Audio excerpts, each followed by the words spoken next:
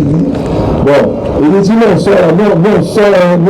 sort pas pour calculer des. Et nous, mais les États sont sortis là. Vous qui êtes là, vous serez là, les gars, vous ne savez pas qu'il n'est pas là un bouton. Vous avez dormi. Donc, quand on donne la bonne compréhension, la jeunesse aujourd'hui ont compris qu'il y a beaucoup de choses, on ne peut plus retomber dedans. N'eût été la paix, voilà, on ne serait pas ici. Vous savez tous. Donc, il faut préserver la paix. Il faut préserver ces acquis-là. Maintenant, comment préserver la paix? C'est de prôner la paix. Marcher en parlant de paix, comportement de paix dans ton entourage. C'est pourquoi vous voyez souvent, on fait des débats interreligieux avec les mêmes musulmans, mais par la suite, quand on se voit dans la rue, on se salue. Tout à l'heure, il y a deux frères chrétiens qui sont là, ils sont de, comment on appelle ça, église méthodiste, non? Méthodiste, voilà. Donc ils viendront, on va essayer de parler, et la raison, n'est-ce pas, de ces échanges-là, c'est quoi? Le non-musulman est là, le musulman est là, l'athée est là, le bouddhiste est là, le sorcier est là, le païen est là. Il va écouter le dialogue interreligieux. Et à lui maintenant de faire un choix. Ah non, ils ont été convaincants avec les preuves qu'ils ont données, avec les textes à l'appui et tout. Je décide d'adhérer à l'islam. Ou bien, je me rétracte, c'est-à-dire je refuse. Donc Allah était clair dans le Coran. Ils te contredisent. Si ce que nous t'avons révélé, dis à ceux à qui le livre a été donné, ainsi qu'aux illettrés, est-ce que vous êtes prêts à devenir musulmans? S'ils sont prêts à devenir musulmans, ils seront bien guidés. Claire. Mais s'ils tournent le dos, ton devoir n'est que la transmission du message. Allah, si ses serviteurs est clairvoyant. Donc, notre devoir sera que de transmettre le message. S'ils refusent, notre devoir c'est de transmettre le message. Mais sachez que tout le monde parle de l'éternel Dieu. Nous tous, nous parlons. Les chrétiens en parlent, les juifs en parlent, les bouddhistes en parlent, même les sorciers parlent. Et certains même ont des divinités ancestrales. Voilà, mon ancêtre, voilà, c'est nos ancêtres que nous devons adorer, etc. Donc, on vous prévient, dans 100 ans, Aka et moi, on sera ancêtre d'autres personnes, donc on va aussi peut-être essayer de nous adorer. Si on n'est pas là, dites-leur, non, on est ensemble ici, on mangeait garde ensemble ici, ils sont rien. Ah, mais c'est comme ça. Dans 100 ans, nous, on sera ancêtre de d'autres personnes. Dans 200 ans, on sera peut-être, voilà, arrière ancêtre de d'autres personnes. Donc, on est en train d'arrêter pour dire, on est en train de retourner aux coutumes ancestrales. Mais coutume ancestrale, là, ça a créé quoi? Ça nous a apporté quoi? Oui, la coutume est là, la religion est là. C'est pas la même chose. Aujourd'hui, nous sommes musulmans, mais nous ne pratiquons pas les coutumes arabes. Est-ce que vous comprenez? Dans le Coran, à l'époque, les Arabes, certains, enterraient leurs filles vivantes. Parce que c'était un déshonneur pour lui d'avoir une fille. Il prend sa fille, il l'enterre. Allah dit dans le Coran, pourquoi avez-vous enterré la petite fille? C'est-à-dire, elle a fait quoi? Le mal. Le jour du jugement, n'est-ce pas? Le compte sera rendu. Donc, voici un peu, pour ne pas faire trop long, vas-y. On vous dit, l'islam, c'est la seule voie du salut pour l'humanité. Et l'islam, Allah dit dans le Coran, soit 3,85. Quiconque désire une autre religion, autre que l'islam, il ne sera point agréé, il sera dans l'au-delà parmi les perdants. Mais comme mon frère, ma soeur ne croit pas au Coran, et la personne s'en fout même de l'islam, voilà souvent, on rentre maintenant dans le livre auquel tu as la foi, pour t'expliquer un peu.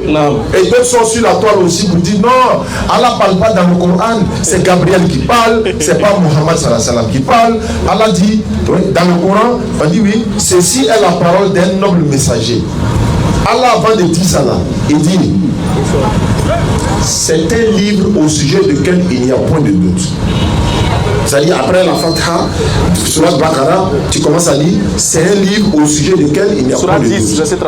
Dès que tu commences à lire là, il ne faut pas aller douter devant ça là. C'est un livre au sujet duquel il n'y a pas de doute. Donc, il y a 10 années d'aller douter, il faut laisser. Donc, nous, on a lu, on a compris. Ceci est la parole d'un noble messager. Oui. Ça veut dire quoi? Le Coran sort de la bouche de qui? Sur terre, Muhammad sallallahu alayhi wa sallam. Il est un noble messager. Et dans un autre verset, Allah dit ceci est la parole d'un noble messager doué d'une grande force. On ne peut pas préciser la force de Muhammad sallallahu alayhi wa sallam, quelle force il a. On parle ici de l'ange Jibril alayhi salam. Allah dit, il s'adresse aux intelligents, ceux qui vont essayer de réfléchir. Tu sais que tu ne peux pas réfléchir, ferme le Coran. Tu sais que tu n'es pas intelligent, il faut fermer le Coran. Voilà. Allah il dit, c'est nous qui avons fait descendre le Coran et c'est nous qui en sommes gardiens. Comme vous dites, il est seul, il dit nous. Lecture. Mais quand on te dit, tu es seul là, et puis on te dit s'il vous plaît là, tu acceptes, non? Oui. Mais pourquoi vous n'êtes pas beaucoup et puis on te dit s'il vous plaît? Non, mais c'est un type de respect. Mais Allah il se respecte, donc il dit non. Allah dit Coran là, c'est pour les intelligents. Tu n'es pas intelligent, vas-y frère. Surat 10:37. Oui. Ce Coran n'est nullement à être forgé en dehors d'Allah, mais c'est la confirmation de ce qui existait déjà avant lui. Et l'exposé détaillé du livre en quoi il n'y a pas de doute. Réponds à la lecture, mon frère. Ce Coran n'est nullement à être forgé en dehors d'Allah. Donc celui qui a forgé le Coran, c'est Allah lui-même. Parce qu'il dit, ce Coran est nullement à être forgé en dehors d'Allah. N'a pas été forgé en dehors d'Allah. N'a point connu on va dire de scribe en dehors d'Allah. N'a point connu d'auteur en dehors d'Allah. Vas-y. Mais c'est la confirmation de ce qui existait déjà avant lui. La confirmation de ce qui existait déjà avant lui au livre révélé auquel Allah il fait allusion, c'est-à-dire de la Torah et de l'évangile. Vas-y. Et l'exposé détaillé du livre en quoi il n'y a pas de doute. Donc c'est un exposé détaillé du livre en quoi il n'y a point de doute. Venu du Seigneur de l'univers. Fin du débat. Ceux qui disent que Allah c'est pas Allah qui parle dans le Coran, lui-même il a répondu. Claire. Alors bonne arrivée. Merci frère. Je n'ai pas bien compris. Je dis, je vous bénis dans le nom de Jésus. On doit dire quoi? Amen ou bien Alléluia? Amen. Amen. Amen. C'est que tu vas amener. Amen. D'accord, bonne arrivée. Le Seigneur m'a contacté ce matin, c'est ça? C'est ça. Voilà, il m'a contacté, il a dit qu'il voulait qu'on échange sur un certain nombre de sujets et tout. Il avait voulu même qu'il soit au bureau. Moi, je lui ai dit non, comme ça correspond à jeudi, allons au scanner en même temps. Donc, alhamdulillah, il est l'un des chrétiens qui ont respecté leurs paroles. Parce que plein ont dit, on viendra et puis par la suite, ils ne sont pas venus. Donc, bienvenue à toi. Bon, on a pas besoin de se présenter, Ismaël Aka est là, moi je suis là, et vous pouvez vous présenter, et puis vous nous donnez le but de votre présence ici ce soir. Allons-y. Merci beaucoup frère. Avant de commencer, je vais d'abord vous remercier. Oui, pour votre accueil chaleureux et très fraternel. Voilà.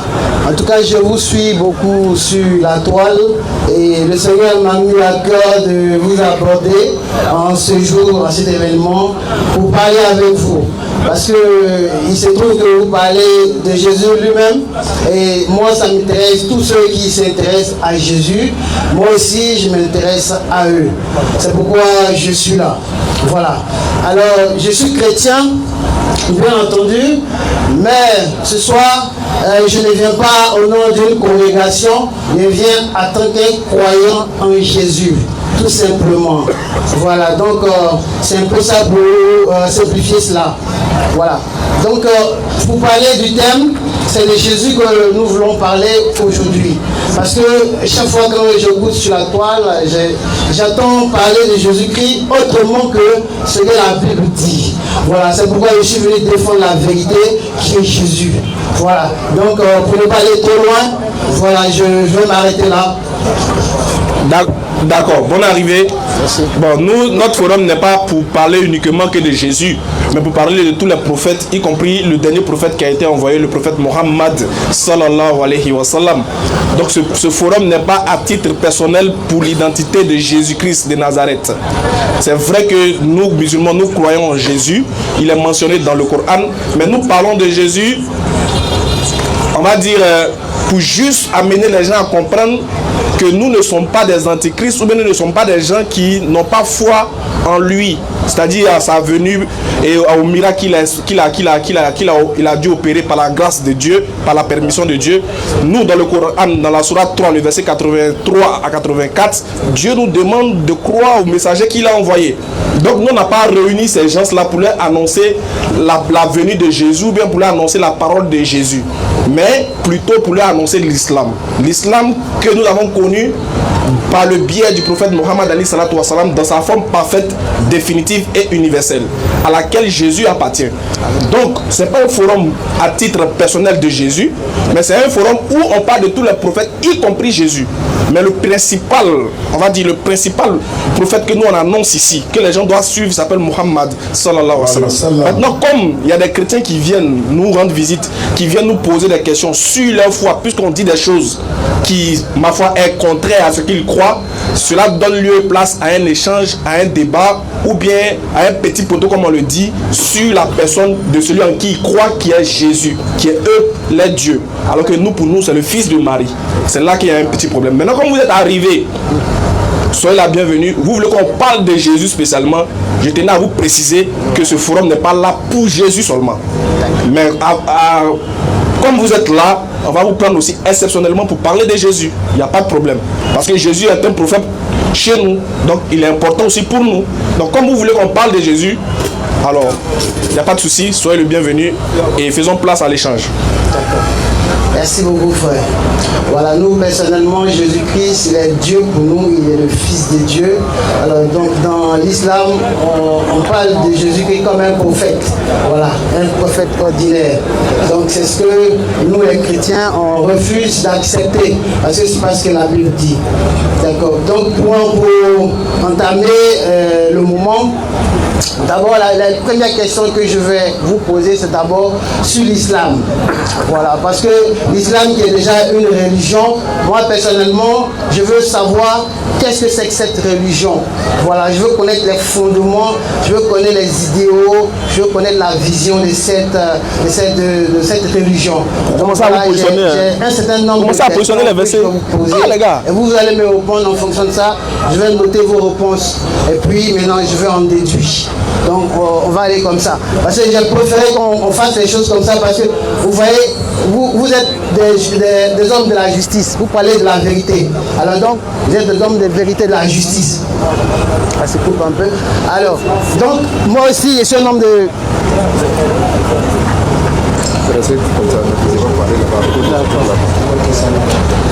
Alors, sur la 3:20 d'abord. Nous sommes tous des partisans de la vérité. Alors donc, nous partisons pour la justice. Alors, donc on va se tenir ici comme si on était sur un procès. Hein.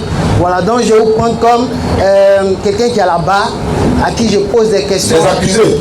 En quelque sorte, voilà. Et vous allez défendre votre... C'est-à-dire qu'un coup qu'on rentre chez nous-mêmes dans nos propres forums, on devient accusé. Oh, mais il serait bientôt à votre place. Parce il n'y a pas de souci. Voilà, il y a pas de souci. c'est la même chose aussi. Je sais que tu es un bon avocat.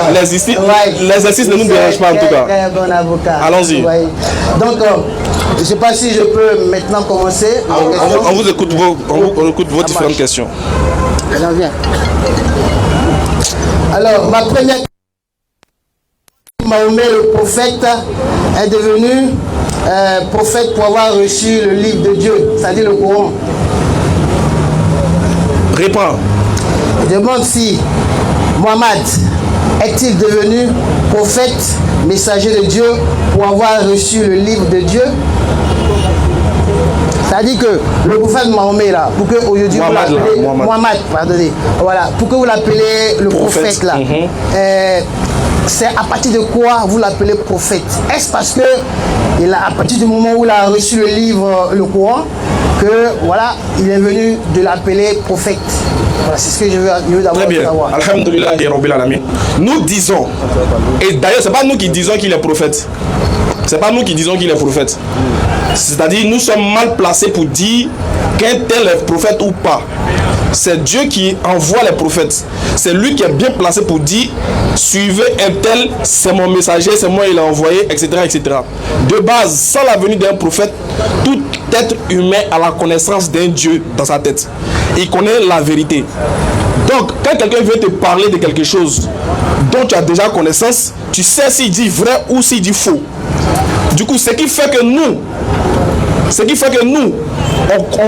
on suit le prophète Mohammed, on est d'accord qu'il est prophète, ce n'est pas qu'il ait reçu un livre, ce n'est pas que ça, c'est avant même d'avoir reçu le livre là. Dieu, pourquoi? Parce qu'on ne devient pas prophète. On est prophète. Avant de venir sur la terre, Dieu te consacre, il t'établit prophète. Et quand tu viens, tu vas manifester ta prophétie en son temps, bien défini, quand le moment va arriver. Tu vas respecter les règles dans le temps et dans l'espace que Dieu a voulu. Donc lui, avant même sa venue sur terre, là, nous on savait déjà, en tout cas pour ceux dont les paupières du discernement ne dorment pas, avant même notre naissance, les gens antérieurs à qui Dieu s'est déjà révélé à eux là, avaient déjà la connaissance qu'après eux aussi il y a eu un premier messager, un premier prophète. Il devait avoir un dernier messager qui allait venir pour amener l'humanité tout entière à adorer Dieu sans l'associer avec qui ou quoi que ce soit et à débarrasser ces personnes-là de toute idée idolâtre et polythéiste. Donc avant la venue du prophète Mohammed, il a été déjà annoncé qu'un prophète allait venir. Donc vu l'annonce antérieure, cela confirme sa mission présente et sa mission future. Voilà pourquoi nous on atteste qu'il est un vrai prophète. D'accord. Merci. Allumez. Alors, la réponse a été un peu longue, mais j'ai fait l'effort de comprendre que vous êtes en train de me dire que le prophète était déjà reconnu prophète avant sa venue. Avant parce que la question que je posais, j'étais précis, j'ai demandé si c'est à l'instant où il a reçu maintenant le livre, le Coran, que par la suite l'instant qu'elle a commencé à prêcher. C'est avant ça, comme j'ai dit. Voilà, avant. Ok, donc j'avance.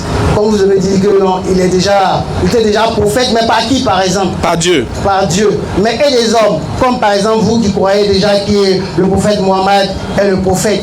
C'est-à-dire à l'époque, avant d'avoir le Coran, les hommes qui étaient autour de lui, ils vivaient dans une communauté, n'est-ce pas? Oui, oui. Voilà. Est-ce que ces gens le reconnaissaient déjà comme même prophète déjà, avant d'avoir le livre? Non, voilà. Avant d'avoir la révélation, lui-même il ne sait pas qu'il est prophète. Lui-même il ne peut pas savoir qu'il est prophète avant d'avoir la révélation. C'est quand tu as la révélation que tu te rends compte que donc je suis appelé à servir Dieu, mais je suis appelé à faire quelque chose. Tout prophète c'est comme ça. Tout prophète. C'est qui manifeste. Voilà. D'accord. Parce qu'avant lui il y a eu des prophètes. Même là où il est né, ils ont connu Moïse, ils ont connu Jésus. En voyant les signes à travers lui, on sait que c'est un prophète. Exactement. D'accord. Donc en d'autres termes, c'est du moment où il a reçu le Coran que autour de lui, voilà, on sait commencé à voir en lui. Voilà, puisqu'il va venir transmettre un message. Donc c'est de par son message qu'ils vont le juger maintenant. Voilà, qu'ils sauront qui il est. À partir du moment qu'il a reçu le Coran, les hommes autour de lui ont commencé à sentir cela. Oui. Et puisque lui-même, certainement, il annonçait cela, oui. Donc on a commencé à le prendre pour prophète. D'accord. Voilà. Donc c'est à partir du moment où il a reçu le Coran qu'il est devenu prophète, qu'on l'appelait prophète. Il avait dit avant ça. Qu'on l'appelait prophète. Tu peux dire. Voilà, c'est une prophétie. Voilà, faut dire avant. On va dire, on te l'accorde. On va en arriver. On reconnaît sa prophétie. Voilà. Quand il commence à annoncer son message. Voilà. On est parti. Voilà. C'est très simple. Sinon, on en vient où maintenant il y a les signes qui parlent de lui. Et là, on peut poser la question. Bon, ok, je passe à la seconde. Y a-t-il un signe que Dieu a rendu au sujet de Mohammed, ou quoi, c'est le Coran même qui rend témoignage du prophète, ou peut-être un autre livre que peut-être j'ignore, qui rend témoignage du prophète, de sa venue, comme vous l'avez dit tantôt tout à l'heure. Voilà, je veux savoir s'il y a un signe quelconque qui parle de la venue de Mohammed. Il y a plusieurs signes dans les livres antérieurs, et le signe ultime même, c'est-à-dire le signe, ce qui va le révéler encore plus, c'est le Coran. C'est le Coran qui témoigne qu'il est vrai. C'est même pas lui qui témoigne que lui il est vrai, c'est le Coran qui témoigne qu'il est vrai. Mais avant ça, comme je te l'ai si bien dit, avant ça, dans les livres antérieurs, il était clair que un messager devait venir. Il y a ces signes, il y a ces traces. Par exemple, on commence déjà dans la Genèse. On commence de la Genèse, dans Deutéronome. Ensuite, dans le Nouveau Testament, et pour finir, dans le Coran. Dans le Coran. Maintenant, si tu veux les versets, oui. Ça peut sortir comme ça sort. Bon, ok, d'accord. Ça peut sortir. J'ai besoin d'avoir les passages dans Deutéronome. Dans Deutéronome? Oui, Deutéronome première. Vas-y, c'est très important. Deutéronome 33, verset 2. Ça s'appelle les ondes. C'est ça, Deutéronome 33, verset 2, c'est ça même qui est bon.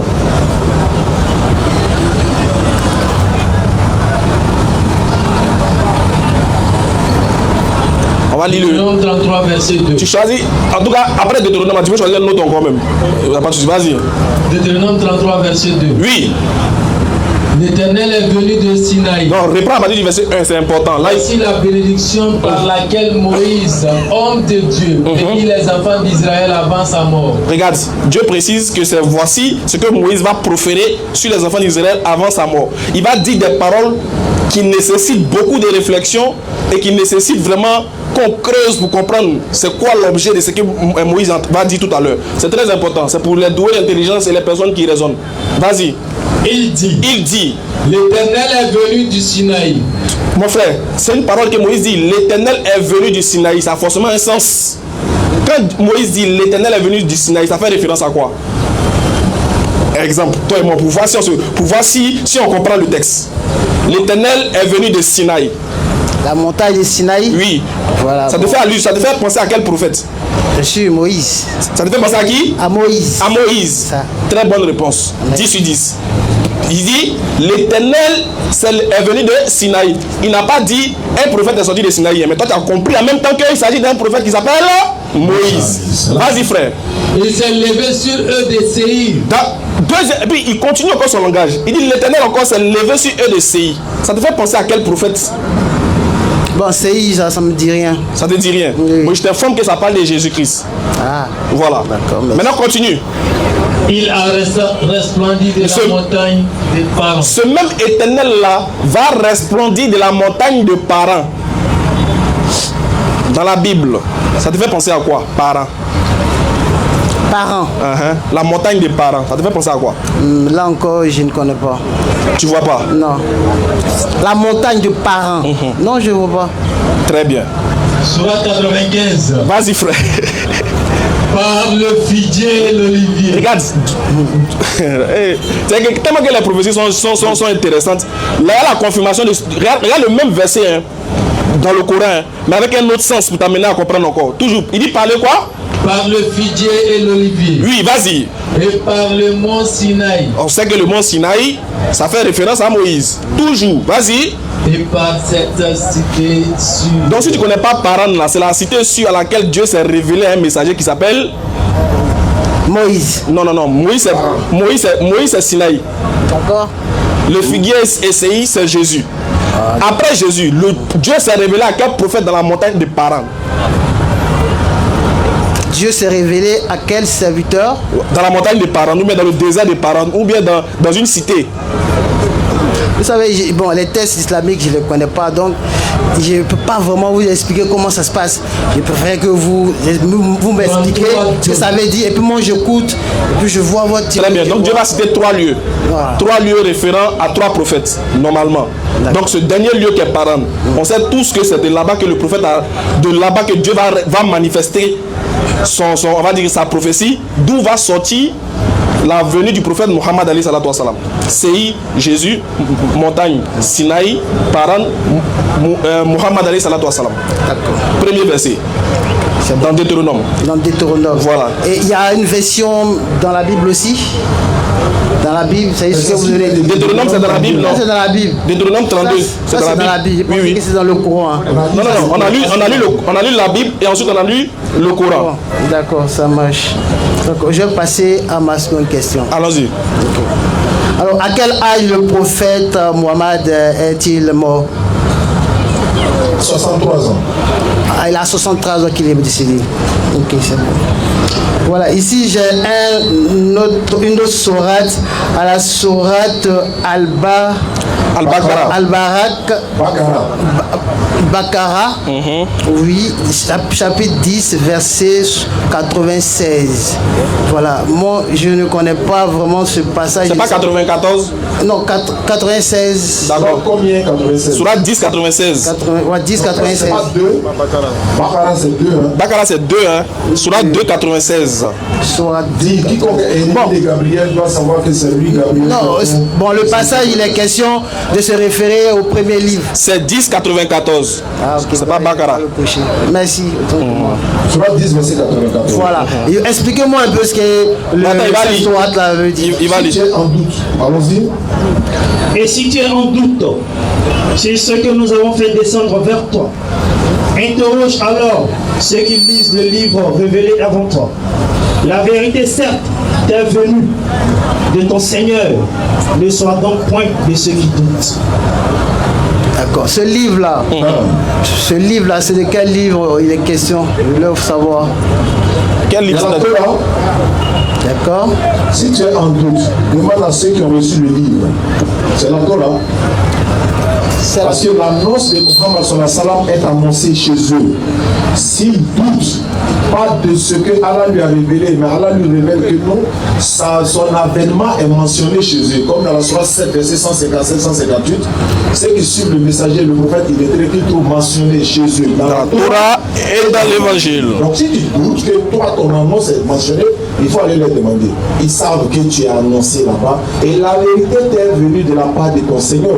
Et du coup, ne sois pas de ceux qui doutent en fait. Il n'a pas dit que le prophète doute. Au cas où il va douter que son avènement. Il dit si tu doutes, c'est une condition qui est donnée. Voilà. Mais en fait, il veut. Et puis ici, aller demander, pour aller demander, c'est pas pour aller se faire enseigner. Non. Pour aller leur demander dans le sens de montrer sa véracité en fait. Pas demander dans le sens d'être enseigné sur ce qu'il lui ne sait pas. Juste une confirmation que ce qu'il dit est vrai. Et puis comment Dieu va te dire tu es là-bas, et puis toi tu vas aller demander aux gens encore. Non. Dieu te dit tu es là, hein.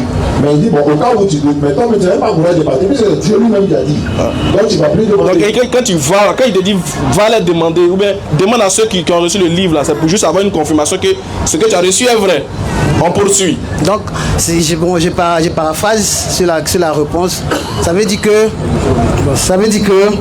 en réalité, le prophète Mohammed, la Bible parle de lui, comme vous l'avez dit tantôt. Alors, c'est pour le musulman qui doute un peu de la véracité du... Non, c'est pas pour le musulman. C'est pour nous les chrétiens? Non, c'est pas pour le musulman. Le verset là s'adressait au prophète, pas aux musulmans. Ce verset là s'adressait au prophète. Au prophète. Voilà. Et que quiconque doute. Non, si tu es en doute. Le verset là parle du prophète. Relisez le verset s'il vous plaît. Les frères. 10,94. 10,94. Surat 10, le verset 94.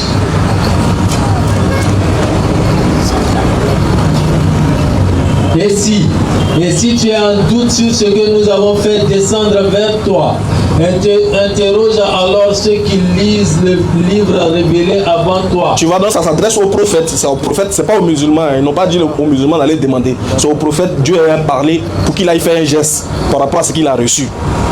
Voilà.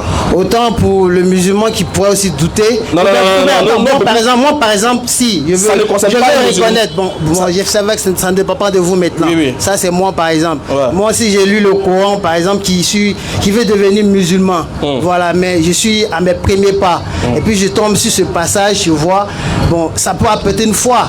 Je peux aller voir dans la Bible pour voir qu'effectivement le déjà prophète on dit Mohamed, si tu es en doute, on parle pas de toi, on parle en fait la parole est adressée à quelqu'un.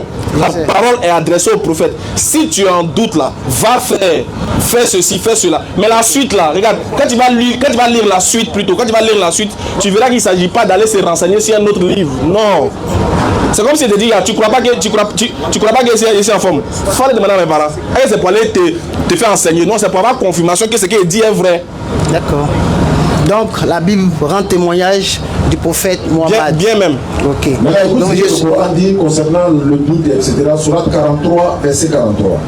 Surat 43. Oui. Surat 10. Surat 10. Ce qui t'a été révélé, car non, Surat 10. sur le droit chemin. C'est un livre au sujet duquel il n'y a pas de doute. Tiens fermement ce qui t'a été révélé, car tu es sur le droit chemin. Il n'a même pas dit, il dit tu es sur le droit chemin. Donc il ne va plus aller demander à quelqu'un. Surat 10, verset 1, on va voir. Verset 1 de la même sourate. Surat 10 là, lisons le verset 1, on va voir. Surat 10 premier. Oui, on va voir 6. Alif, Lam, Ra. Voici les versets du livre plein de sagesse. Est-il étonnant pour les gens? Verset 1, Surat 11 aussi, verset 1. On va voir. Surat 11. Verset 1. Au verset premier. Oui. Alif, Lam, Ra. Oui. C'est un livre dont les versets sont parfaits en style et en sens. Ok. Émanant d'un sage parfaitement connaisseur. Surat 12, verset 1. Encore. Surat 12. Verset 1 encore. Au verset premier. Oui. Alif Lam Ra. Oui. Tels sont les versets du livre explicite. Nous l'avons fait descendre un Coran en langue arabe afin que vous raisonniez. Tu vois que déjà à l'introduction de chaque chapitre, le Coran te rassure qu'il est un livre véridique, authentique et clair. C'est bon, non? Donc il n'y a pas de doute ici. D'accord, ça On y va. Alors la seconde question qui vient, c'est le Coran reconnaît-il aussi Jésus dit Issa comme le fils de Dieu? Abba. Non, le Coran ne le reconnaît pas en tant que fils de Dieu, mais en tant que fils de Marie. En tant que fils de Marie. Ouais. Dieu n'a pas d'enfant. Dieu n'a pas d'enfant. Donc non plus comme Dieu aussi. Hein? Donc non plus comme Dieu aussi. Mais si le Coran le reconnaît comme Dieu, maintenant, place d'Allah, là, c'est où maintenant?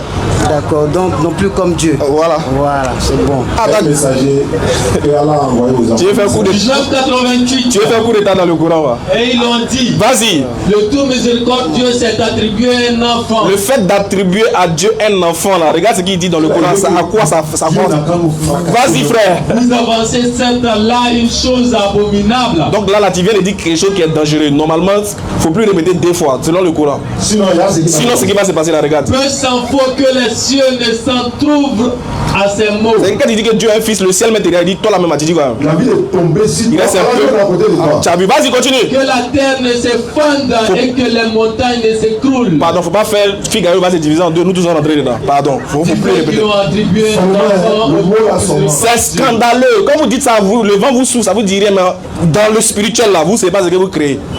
Voilà, donc Dieu ne peut pas avoir un enfant. Alors qu'il ne convient nullement au tout miséricordieux d'avoir un enfant. Bon, Dieu va avoir un enfant là, ça vous fait quoi? C'est pour l'accompagner au marché ou bien quand il va à la retraite. Ou bien il va prendre son héritage. Il va devenir aveugle et puis il a créé les anges qui lui obéissent nuit et jour. Est-ce qu'il a besoin d'un enfant encore? Il a fait quoi un enfant? Avoir un enfant, il y a un but. Tous ceux qui sont dans les cieux et sur la terre se rendront auprès de tout miséricordieux, sans exception, en serviteur. Vas-y frère, donc voilà que c'est clair. Même Jésus m'a dit tout le monde va venir devant Dieu en tant que serviteur, étant soumis à lui, craignant son châtiment très douloureux. Non, il n'a pas d'enfant. D'accord, donc Dieu n'a pas d'enfant. Et Jésus-Christ n'est pas non plus aussi Dieu. C'est bon. C'est l'enfant de Marie. L'enfant de Marie. Alors donc la seconde question, le prophète Jésus-Christ est pour vous comme un prophète ordinaire, c'est-à-dire un prophète, un simple prophète. Non, pas simple. Le Coran va dire ça. Non, pas moi qui dis pour nous. Pour nous. C'est lui-même qui a dit que Dieu l'a envoyé. Il lit ici bas. Mais il est un prophète, c'est ça? Il lui-même il dit qu'il est prophète et puis il dit encore qu'il est envoyé de Dieu même. C'est-à-dire que quand quelqu'un dit je suis un envoyé de Dieu, il n'est pas qu'un prophète ou un messager. D'accord. Jésus dit c'est Dieu qui m'a envoyé. Surat 19, 33. Le Coran dit il est prophète. La Bible dit qu'il est prophète. Mais comme on n'est pas encore arrivé dans la Bible, c'est pourquoi je suis comme là. Surat 19.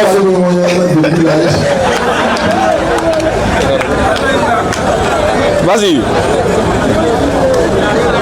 Et la bonté envers ma mère, il ne m'a fait ni violent ni malheureux. Et que la paix soit sur moi. Oui. Le jour où je naquis. Oui. Le jour écoute, où Jésus je parle. mourrai. Oui. Et le jour où je serai ressuscité vivant. Continue. Tel est Issa. Tel est Jésus. Fils de Marie. Le fils de Marie. Précision de taille. Fils de Marie, oui. Parole de vérité dont il doute. Continue. Il ne convient pas à Allah de s'attribuer un fils. Gloire et pureté à lui. Voilà. Quand il décide d'une chose, il dit seulement soit et la chose. C'est bon. Donc voilà la position du Coran vis-à-vis de Jésus. Alors la prochaine question, est-ce que Jésus-Christ pour vous est ressuscité, a été crucifié? Crucifié? Oui, crucifié.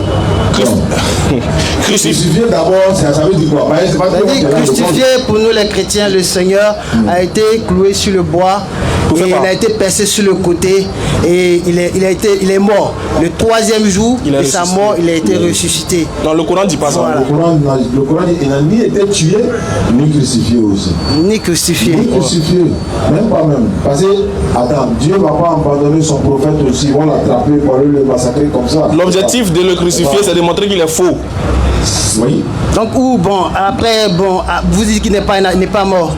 N'est-ce pas? Oui. Voilà, donc, où est-il aujourd'hui? Il est auprès de Dieu, Allah l'a élevé vers lui. Il est au ciel. Ouais. Il ne sait pas s'il est au ciel ou bien il est sur la terre, mais il est auprès d'Allah quand même. Allah seul sait où il est. Chez nous les musulmans disent Allah seul sait où il est. Parce que regarde, si tu dis que c'est impossible, il faut aller lire la sourate 18. Le Coran est trop, le Coran c'est quelque chose. Hein. Quand une affaire t'étonne, c'est que tu n'es pas encore allé loin. Mais si tu es allé loin, tu vois qu'il n'y a plus d'ingrédients que ça. Dieu a pris des jeunes gens, on appelle les jeunes gens de la caverne. 300 ans. 309 ans. Regarde, il a mis des gens dans une grotte, on les a cherchés pendant 3 ans. 309 ans. Eux et les chiens. Ils sont là. Après, il les a ressuscités 300 ans après. Donc, pour Jésus, la dernière. C'est vrai. Puis après, il est capable de tout. Mais il fait pas tout. Et puis, qu'est-ce qu'il a fait encore? Il est arrivé il a pris un de ses serviteurs. Il y a un de ses serviteurs qui marchait la vie d'un. Il est arrivé dans un village. Oui. Il se demande, mais il dit, mais est-ce que c'est ceux-là même là? Comment, est-ce que ce sont les peu? Le pays est désert. C'est bizarre, hein? Tu sais ce que Dieu a fait? Dieu l'a fait mourir pendant combien d'années? 100 ans. Il a un riz à côté de lui, riz et sauce graine à côté. Un poisson. Et que sa nourriture là, c'est que lui il est mort 100 ans après, non? Quand Dieu l'a ressuscité là, sa nourriture est toujours là. Mais son cheval qui était avec lui là, son âne là, son âne est mort. Ses os sont là. Et lui il meurt, non? Mais la nourriture est toujours là. Elle est dingue, hein? Dans le Coran, on ne va pas t'amuser. Si c'est un miracle, il y en a où il y a rien, il y a que c'est versé. Voilà. Sinon, dans le Coran, Dieu a fait des vrais miracles. Alors, donc, dans le Coran aussi, je ne sais pas si le passé qui le dit. Voilà. Paraît-il que dans le Coran aussi, Jésus revient pour tuer pour juger le Dajjal. Au Dajjal, je ne sais pas si je prononce. Majeur de la fin des temps, ce sont des signes, n'est-ce pas, qui annoncent la fin des temps, la fin du monde et tout ça, c'est islamique ça. Hein? Jésus, son retour pour tuer le Dajjal, l'Antéchrist, etc. Donc il y a beaucoup de signes de la fin des temps que l'Éternel Dieu, à travers son messager Mohammed sallallahu alayhi wa sallam, nous avons déjà enseigné cela. C'est pourquoi, comme Jésus revient, nous ne l'attend pas. Jésus revient, nous ne l'attend pas. Voilà, ça a venu là.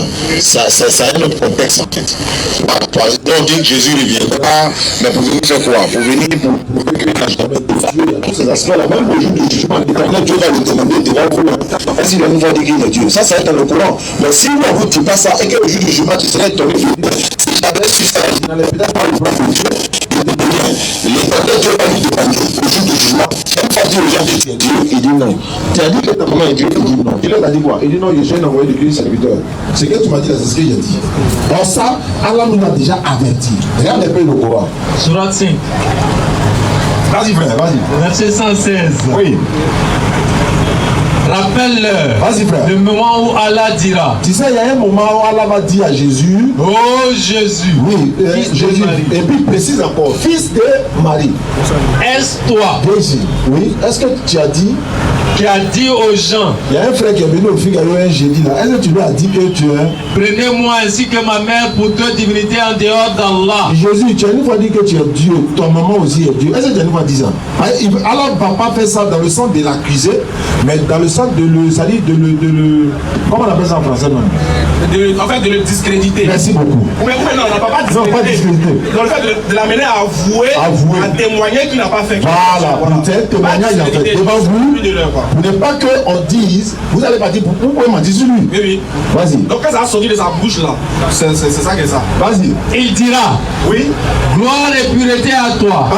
Il ne m'appartient pas de déclarer ce que je n'ai pas le droit de dire. Bon, tu es venu nous dire qu'il est Dieu. Oh, il dit lui n'a pas le droit de dire ça. Il y a des mots là, ils n'ont pas le droit de dire ça. Et qu'est-ce qu'il avait le droit de dire? Si je l'avais dit, oui, tu l'aurais reçu. Alors, 7. Oui. Tu sais ce qu'il y a en moi. Toi, tu sais ce qu'il y a en moi, je ne sais pas ce qu'il y a en toi. Tu es en vérité le grand connaisseur. Ça, c'est les événements qui vont se passer au jour du jugement et puis pour vous mettre en garde. Voilà, et puis le hadith que tu as donné là, où on dit Jésus va revenir là, pour tuer le Dajjal, etc. Là. Ok. Ça, là, tous les chrétiens croient en ça. Hein. Voilà. Ils croient au hadith là. Oui. Alors le même hadith a dit qu'il va venir là, il va se marier. Est-ce que vous connaissez ça? Ça c'est dans le Coran? Quel Coran? Non, c'est où tu as pris là. Où on a dit Dajjal vient là. On a dit Dajjal vient. Oui. Ça dit que Jésus va venir, il va se marier. Est-ce que vous êtes d'accord avec ça? Non, c'est parce que je demandais si c'est dans le Coran que ça se dit. Non, c'est pas dans le Coran, c'est où tu as pris là. Oui, c'est pas dans le Coran. Où tu as parlé de Dajjal? Tu as parlé de Dajjal là. Le même récit qui parle de Dajjal là. La venue de Jésus là. Oui. Dans le même récit là. Qui a fini de tuer le Dajjal là? Il aura son mousseau, il va se marier. Bon, dans la Bible, n'est pas expliqué comme ça. C'est pourquoi. Dans la Bible, on va les Dajjal là. Bien sûr. C'est pour ça que j'ai pris le thème d'Adja, parce que c'est dans le Coran que c'est utilisé. Excusez-moi si j'ai mal prononcé. Voilà. Je vais dire à ceux qui utilisent ce hadith, oui, même dans le Coran, on dit Jésus va revenir. Même en islam, Jésus va revenir. Oui, il va revenir. Mais sachez que dans ce que l'islam dit là, il va revenir se marier aussi. Voilà, c'est pourquoi je voulais savoir. Voilà, c'est pour ça que je voulais être clair à vous. C'est le Coran qui stipule que Jésus, que quand il reviendra pour. Non, c'est pas le Coran. C'est pas le Coran, c'est le hadith. Hadith, c'est quoi alors bon, c'est un récit la sorte d'où? Voilà, c'est un récit extra-coranique. Extra-coranique. Comment il doit comprendre ça? Extra-coranique. Ça va, c'est un apocryphe, ça sort Je de. vais te donner un exemple, c'est comme Luc par exemple. Dans ta Bible là, c'est comme Luc, il n'a jamais vu Jésus, non? Il n'était même pas là. D'accord. Voilà, et ce qu'il a dit là, c'est le hadith qui est là. C'est les hadiths, c'est-à-dire que les hadiths sont Matthieu, Marc, Luc, les propos et les enseignements du prophète rapportés par soit ses compagnons ou bien l'une de ses épouses ou bien soit par des gens venus après lui. Mais là c'est une révélation. Ouais, ça fait, bon, très souvent les musulmans aussi l'utilisent pour apporter foi. Nous les chrétiens on croit que Jésus revient, oui, pour condamner le Christ. N'est-ce pas? Pour juger l'antichrist, pardon. Voilà, pour juger l'antichrist, nous on croit à ça. Mais qu'il va se marier, bon, là c'est pas précisé. Donc, voilà, c'est dit là-bas. Et puis, donc, si vous prenez pour nous, c'est que prenez tout. Non, nous on pense ce qui est dit dans la Bible. Il va venir juger l'antichrist. C'est ce que nous on sait. Maintenant, pour ce qui est de se marier et tout, on ça. Vous ne voulez pas qu'il se marie quoi? C'est pas que nous ne voulons pas qu'il se marie, juste que c'est pas mentionné. Ce qui n'est pas mentionné là, il ne faut pas qu'on parle de ça. Peut-être maintenant, on va le voir venir quand il finira de condamner, voilà, quand il va juger l'antichrist, et puis on voit qu'il se marie, on dit alors c'est qu'il s'était caché là. Donc voilà, il nous surprend avec ça. Mais pardon. Mais si c'est marie, bien sûr, je serai à la première place si c'est marie. Si jamais c'est. Tu vois, c'est pourri. Donc, Ali va passer dans le mariage déjà dans la Bible. Il a transformé l'eau en banquier, voilà. Alors, il veut connaître un peu les capacités. Quelqu'un qui, aujourd'hui, depuis l'avènement de Jésus, qu'il est remonté au ciel, ça fait 2024 ans, n'est-ce pas? Voilà. Et puis, il revient des cieux. C'est-à-dire quelqu'un qui n'a pas connu la mort en bas ici, quand il était sur terre. Et puis, il est reparti en haut, au ciel. Maintenant, après 2024, on va dire, je suppose, quoi. Voilà. Que Jésus qui revenait aujourd'hui. Bon, je me dis, pourquoi un prophète, c'est-à-dire quelqu'un qui est saint prophète, peut durer en vie depuis plus de 2024 ans? Par quelle force? Il y a des petites questions. Quand Jésus a pris l'exemple d'Abraham et Lazare dans la Bible, d'ailleurs il laisse ça même. Dans Matthieu chapitre 17, prenez mon s'il vous plaît, Matthieu 17, il y a des petites questions. Matthieu chapitre 17, verset 1 à 3. Il y a une question qui est là-bas là. Si tu as répondu à ça, tu auras la réponse à ta question. Comme en 2024, quelqu'un qui est encore là et puis il revient, on sait qu'il y a des prophètes qui ont vécu avant lui. Allons-y frère. Matthieu 17, oui. Verset 1 à 3. Vas-y frère. 6 jours après, Jésus prit avec lui Pierre, Jacques et Jean, son frère, et il les conduisit à l'écart sur une haute montagne. Il fut transfiguré devant eux. Son visage resplendit comme le soleil, et ses vêtements deviennent blancs comme la lumière. Et voici, Moïse et Élie leur apparut, s'entretenant avec lui. Question. Moïse là, c'est combien d'années il est mort avant Jésus? Je pense des millénaires aussi. Il faisait quoi à Jésus ici là? Il a quitté où Moïse? On dit qu'il est venu s'entretenir. Entretenir, mort ne peut pas s'entretenir avec quelqu'un. Exactement. Moïse, il est mort, non? Ok. Il fait quoi un entretien avec Jésus ici? Si Dieu a pu faire ça, c'est pour Jésus qui a détonné. Ça ne m'étonne pas. Alhamdulillah. Donc, ça ne m'étonne pas. Donc ça veut dire que c'est rien devant l'éternel. C'est rien même. Ce qui permet qu'il vive ou bien qu'il meure, ça dépend. Dieu peut le faire dormir pendant 2000 ans. Et puis le faire réveiller encore, venir travailler encore. Mission. Dans le Coran, les gens qui font plus que ça. Donc quelqu'un qui peut durer depuis plus de 2024 ans, est-ce que c'est quelque chose pour Dieu est-ce que ça empêche à Dieu, à ce dernier-là, de le faire mourir tant soit peu et le faire revenir comme dans tous les cas lui Dieu, il a la puissance de faire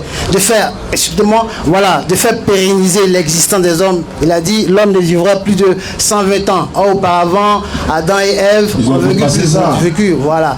Donc, je pense pour moi, Jésus, si la Bible dit qu'il a été crucifié et que le troisième jour il est ressuscité, ça veut dire que pour Dieu ce n'était pas un problème. C'est pourquoi le troisième jour il a ressuscité. Maintenant vous dites que non, pour Dieu c'est un problème. Ça, bon, dans le cas où il peut vivre tout le temps. Non, donc c'est pas le fait d'être ressuscité là qui est le problème. C'est le fait d'être tué à la croix qui est un problème pour Dieu. Ah d'accord. Voilà. Parce que Dieu n'a pas envoyé pour ça, c'est les bandits qui sont sur la croix. S'il accepte que son prophète aille sur la croix, c'est qu'il accepte que son prophète soit un bandit.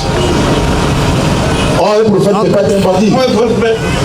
C'est le même Dieu qui a dit, ceux qu'on pend sur la croix, là, ceux qu'on met sur le poteau, là, c'est les bandits. Donc lui, Dieu ne peut pas accepter que son prophète qui est véridique aille sur un poteau pour les bandits. Voilà pourquoi il dit Dieu ne peut pas être d'accord avec ça. Maintenant, Dieu peut le prendre, Dieu peut l'enlever de cette, peut le sauver de cette mort-là. Et puis aller le faire mourir en haut là-bas s'il veut, ça dépend de lui. Mais ce que le Coran dit là, c'est qu'il n'a pas été crucifié. Maintenant, s'il vit quelque part, ou bien s'il est mort là où il est là et que Dieu va le ramener après, ça c'est pas un problème quoi. Ça c'est quand même ça. D'accord. Donc c'est pas un problème pour vous que Jésus, pour vous en fait ce serait un blasphème ou c'est que pour Dieu pour vous hein, c'est comme si c'est un blasphème qu'il laisse son fils clouer à la croix, lui qui n'a pas commis de péché. Non, mais c'est ça. Pour nous, même pour toi. Non, pour moi. Est-ce que normalement tu es d'accord que là, le poteau c'est pour les bandits selon la Bible? C'est pour les bandits. Est-ce que tu es d'accord que Jésus ne peut pas être là-bas sinon il est bandit? Ça peut être possible qu'il soit là-bas aussi parce que dans la vie même qu'on est ici là, quand tu vas à la Maka qui n'est pas très loin, tu vas trouver que là-bas il y a des coupables. Mais tu as bien fouillé, c'est Dieu qui sait, voilà, il y a des innocents. Alors, si ici dans la vie sociale on trouve des innocents à Maka, bon, pourquoi quand la Bible dit que Jésus-Christ était un innocent qui n'a pas péché, mais néanmoins des gens mal inconscients, les gens mal intentionnés l'ont cloué à la croix, l'ont traité de voleur, de menteur, et puis l'ont cloué à la croix pour qu'il meure. Alors vous voyez pas qu'il y a une cohérence avec... Ouais, je n'en disconnais pas. Mais est-ce que ça plaît à Dieu, ça? Normalement, ça ne plaît pas à Dieu que son fils soit cloué. Mais, selon les Écritures, puisque vous, dans le Coran, il n'est pas dit que Jésus est mort, mais Ismaël Aka, tu as été chrétien, n'est-ce pas? Ouais. Voilà. Dans la Bible, tu as déjà lu dedans, ou dans Ésaïe, il a été dit dedans qu'il a été crucifié. On n'a pas dit crucifié, mais il serait livré. Il va mourir. Et qu'il a dit sa chair sera donnée comme en pâture. Voilà. Tu connais le passage qui parle de ça? Voilà. Si on peut le lire, ça me plaît. Non, mais on n'a même pas besoin de lire. D'accord.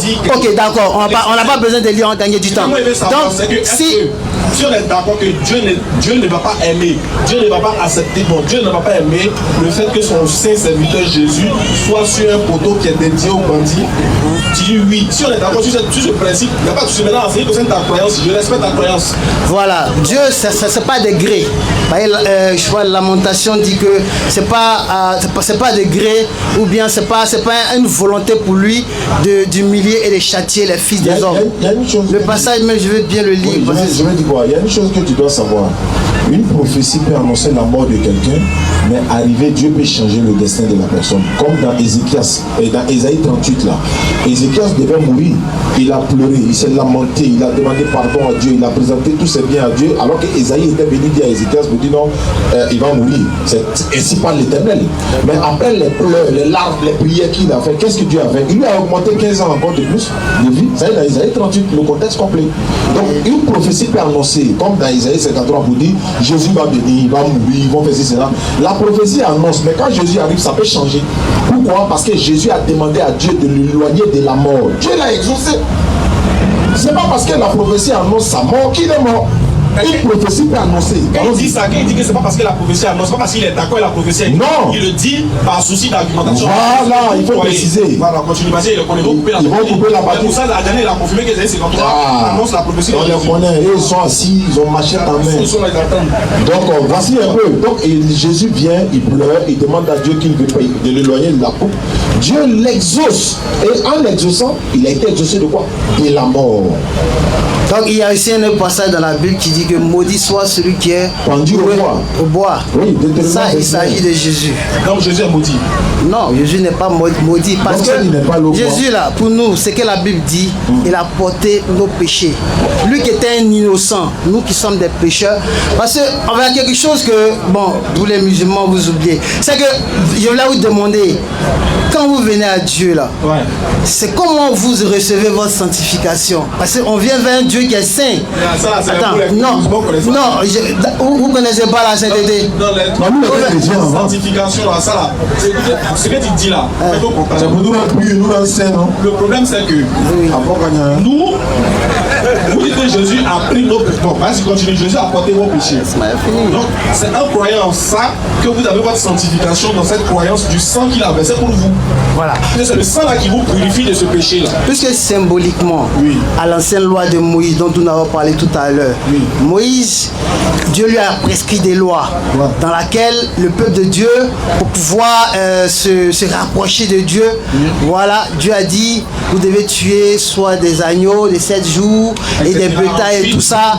Vous imposez les mains. Voilà. Vos péchés seront passés. Effectivement. C'est comme ça que Dieu pardonnait les péchés du peuple à travers des expiations. Maintenant, après, donc vous voyez que dans l'Ancien Testament, voilà, donc maintenant il a voulu que le sang humain coule. Tu me laisses finir. Alors donc, tu vois que si Dieu dans l'Ancien Testament, malgré que les taureaux et le sang des bœufs, les taureaux ne pouvaient pas même sanctifier quelqu'un, mais pour qu'on puisse se rapprocher de lui, parce que lui, il est un Dieu qui est saint. Donc, par conséquent, pour celui qui doit se rapprocher de lui, doit faire ce qu'il a donné comme prescription. Et les Juifs le faisaient pour avoir leur adhésion vers Dieu. N'est-ce pas? Donc maintenant, ces animaux qui mouraient là, symboliquement dans le Nouveau Testament, Jésus a dit quoi? Je ne suis pas venu pour abolir la loi, mais pour accomplir la loi. Ah, donc Jésus était le symbolisme parfait de l'accomplissement de l'immolation des taureaux faite dans l'Ancien Testament. Exactement. Parce que là, il était question donc de sanctification. Donc pour que les peuples soient sanctifiés, c'était ça qu'il fallait à cette époque. Donc, mais maintenant, pour que ça soit plus efficace, parce que là, ce n'était pas encore le but de Dieu. L'ancienne loi n'était pas encore le but de Dieu. Tu dis que Jésus est le réflexe de ça. Voilà. Donc, s'il est le réflexe de ça, maintenant qu'il vient maintenant pour accomplir la loi, n'est-ce pas? Il ne vient pas pour relayer tout ce... En fait, tu dis la même chose. Puisqu'il est le réflexe de ça, donc il est venu accomplir cette loi-là. Voilà. Donc, je dis, si maintenant on est d'accord qu'il est le reflet des animaux qui étaient immolés là-bas, dans l'Ancien Testament, là, est-ce que ces animaux qui étaient immolés là, ils ressuscitaient après? Non. Ils ne ressuscitaient pas. Maintenant, pourquoi lui qui vient à l'image de ces animaux là, lui il revient après là, il ressuscite? C'est pour vous dire qu'en réalité, c'était pas un simple homme. C'est tout ce que ça veut dire. C'était où vous le voyez sous la forme humaine. Parce que Hébreu même le dit. On continue avec des questions, c'est pas non, j'en viens. L'Hébreu a dit que Dieu m'a envoyé et il m'a donné un corps. Ça, c'est dans le livre d'Hébreu. Où il a dit qu'il vient, Dieu lui a donné le corps pour introduire son fils dans le monde. Vous voyez, ça demande que Jésus parle. Et il dit clairement que Dieu lui a donné un corps. Qu'est-ce qu'on comprend par là? Ça veut dire que c'est un manteau qui est là, un habit. Par exemple, cet habit que j'ai porté là. Ça vous révèle, non? Donc, c'est comme avant de venir ici. Voilà, j'ai préparé mon boubou, c'est ce que je vais porter pour venir ici. Alors Dieu, pour envoyer son fils là, il a dit ok, tu vas venir. C'était couché. Le boubou, c'est juste des allégories qu'on fait. Donc, c'est pour que quelque chose rentre dans l'enveloppe là. L'enveloppe est comment? Parce qu'il me laisse savoir, parce que c'est la partie qu'il ne comprend pas. L'enveloppe là, c'est pas un souci pour Dieu. Parce que l'enveloppe, en un clin d'œil, je peux le faire apparaître et puis l'enveloppe est là. Ok. Maintenant, lui, son fils, lui, il parle. Oui. Je te prépare pour venir sur terre. Oui. Mais comme il se trouve que tu vas parmi les hommes, il faut qu'il te voie comme un homme. Oui. Donc, voilà un corps. Qui parlait comme ça? Ça, c'est Dieu qui Il parle parle. à qui? Il parle à son fils. Mais là, il y a deux personnes. Hein. Non, ça, bon, voilà pourquoi j'ai préféré qu'on lise le. Voilà, Voilà, parce que vous savez, je suis. J'ai pas compris. Ton film est propre. Un langage du père au fils. Là, on dit, regarde, j'ai formé ce corps-là, je vais t'envoyer sur la terre, tu vas habiter ce corps. Comme c'est des humains, il faut que toi aussi tu sois homme comme eux. Voilà. Comme ça, quand tu vas parler, ils vont te voir, ils vont te croire, ils vont te. Là, on comprend. Là, on comprend. Voilà. Si c'est ça, on est bon. Voilà. C'est Dieu qui a parlé à son fils, il dit petit, il t'a envoyé. Voilà. Tu vas partir. Donc quand le fils vient, il dit Dieu m'a envoyé. Dans nous musulmans, on dit oui, Dieu l'a envoyé. Mais vous êtes d'accord avec ça? Que Dieu l'a envoyé? Bien sûr, je suis d'accord avec ça. Non, attends. Non. Mais ça là, quand j'ai répondu là, est-ce que ça a résolu le problème où on est? On est en train de parler de Jésus-Christ à qui Dieu a donné un corps pour venir. Parce qu'on est en train de parler de sacrifice. Il y a effusion de sang. Voilà, revenons au pardon. Désolé de t'interrompre. Comment l'effusion de sang va se passer? Puisqu'on parle de sanctification, n'est-ce pas? Alors donc Dieu s'adresse à son fils de donner un corps. Je pense que c'est Dieu, Jésus qui parlait, qui m'a donné un corps. Voilà, et pour que je puisse m'introduire dans le monde. Alors pour qu'il puisse avoir effusion de sang, Jésus-Christ même d'abord, qui est saint, parce que la Bible dit qu'il a été conçu par le Saint-Esprit, et Dieu lui donne un corps. Donc, ça veut dire, Dieu a dit que Jésus-Christ même là, naturellement, n'est pas un homme. Parce qu'on ne peut pas prendre un homme pour le revêtir d'un homme. Ou bien, il a dit que, par exemple, on a pris exemple sur Oustaz. Oustaz ne peut pas être un manteau pour se revêtir d'un manteau. Donc, c'est-à-dire, on doit d'abord connaître l'identité de Jésus d'abord. Parce que pour le corps, on sait déjà c'est un corps. Donc, voilà, il n'est pas un homme. Voilà. Donc, Dieu le revêt maintenant d'un corps et il vient sur terre. Donc maintenant, il n'est pas un homme.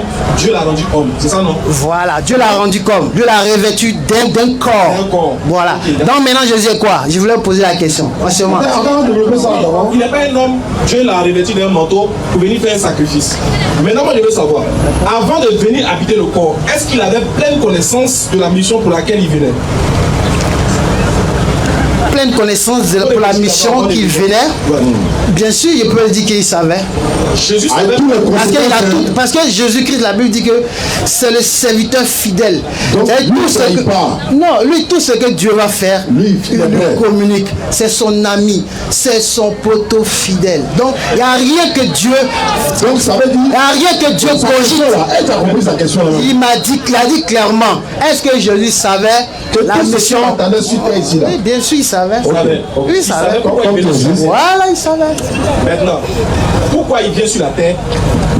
La mission maintenant arrive. La mission qu'il doit accomplir arrive. Il savait, hein? Il savait. D'accord. Et puis il pleure, il dit il ne veut pas mourir, il ne veut pas faire la mission. Ah, il a dit, Père, il dit éloigne cette coupe de moi. Il a dit, mais il pleurait, il dit il ne veut pas faire la mission. Il ne veut pas faire la mission. Jésus l'a-t-il vraiment dit de façon sincère? C'est que tu prends, parce que tu as dit, tu parles comme ça, il faut prendre un passage peut-être pour parler. Voilà, c'est Hébreu.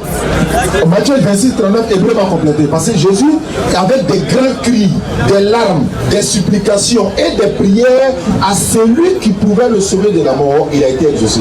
Il priait là, c'est pourquoi? Il pleurait là, c'est pourquoi? C'est lui. Oui. C'est lui qui, dans les jours de sa chair, ayant présenté avec des grands cris, il criait, non? Et avec des larmes, il pleurait, hein? Des prières, il a prié, et des supplications, il a fait doaou à celui qui pouvait le sauver de la mort. Qu'est-ce qui s'est passé? Et ayant été exaucé à cause de les prières, les cris là, ça s'adresse à Dieu là, c'est pourquoi? Puisqu'il savait. Pourquoi il supplie Dieu? Pourquoi dans Matthieu 26, 39, il dit à Dieu qu'il lui ne veut pas mourir? Préparez ça. Sachant bien que c'est pour ça qu'il a été envoyé, pour que s'il meurt, vous là, vous soyez sauvés. En fait, c'est pas ça le problème. L'œuvre pour laquelle il est arrivé était de mourir pour vous. Oui. Parce que s'il ne meurt pas, vous n'êtes pas sauvé. Et ça. Maintenant, pourquoi il hésite? Non, mais il ne dit même pas il refuse. Pourquoi il hésite? Et qu'elle hésite. Vous avez tiré ça de la Bible, n'est-ce pas? Pour savoir que Jésus était hésitant. Oui, oui. Ok. Alors, je vais vous poser une question. Puisque là encore, vous tirez ça de la Bible. Mais le côté où je ne trouve pas trop sincère de votre part, là où on dit qu'il a été crucifié, vous n'êtes pas d'accord. Il y a comme l'impression que vous n'avez pas vu ce côté-là. Tu ne connais pas notre méthodologie, je vais t'expliquer. Votre méthodologie, c'est quoi? Voilà, on ne dit pas qu'il n'y a pas un verset de la Bible qui dit que Jésus n'a pas été crucifié. On ne dit pas ça. Dans la Bible, on n'a pas dit ça. On n'a pas dit qu'il n'y a pas un verset de la Bible où il n'est pas écrit que Jésus a été crucifié. Si ça, c'est faire preuve de malhonnêteté. On sait, on dit c'est écrit. Mais est-ce que ça a eu lieu? Est-ce que c'est arrivé? Si ça a eu lieu là, oui. Analysons les autres versets là. Ok. Il y a le verset qui dit que Jésus est mort et crucifié, le troisième jour il est ressuscité. On est d'accord? Nous on dit oui, il n'y a pas de problème. Mais regarde, là on n'est plus maintenant sur l'objet, on n'est plus maintenant sur la crucifixion, on a déjà dépassé ça. On est sur l'objet de sa venue. Il est venu pour mourir pour vous. Voilà. Je dis pourquoi il hésite? Pourquoi alors il était d'accord, il savait. Tu as bien dit auparavant, il savait. Il était déjà préparé pour ça. Il est venu pour ça. Pourquoi arriver sur la terre le jour où il doit mourir pour tes péchés? Il pleure, il dit il ne veut pas mourir. Comment vous expliquer ça? Je vous explique. En réalité, c'est pas facile. C'est que Jésus a vécu. Non. Voilà. C'est pas facile. C'est que Jésus a vécu là. C'est pas facile de quoi? Ce n'est pas facile. De mourir, quoi. Non. La souffrance qu'il a endurée.